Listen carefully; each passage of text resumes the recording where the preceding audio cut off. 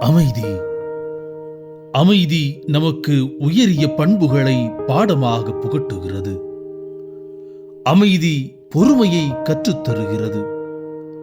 எந்த ஒரு கேள்விக்கும் பணிக்கும் உடனடி பதிலோ அல்லது உடனடியாக வினைபுரிதலோ தேவையில்லாதது என்பதை கற்றுத்தருகிறது.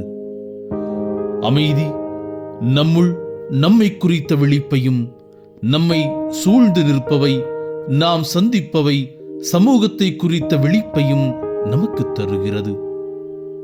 அமைதி நமது பார்வையை, நமது இலக்கை கூர்மைப்படுத்துகிறது. எல்லாவற்றையும் வார்த்தைகளால் விளக்கிவிட முடியாது.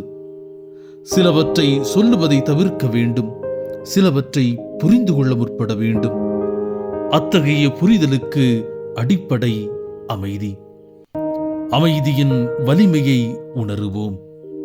அன்புடன் வணக்கம்.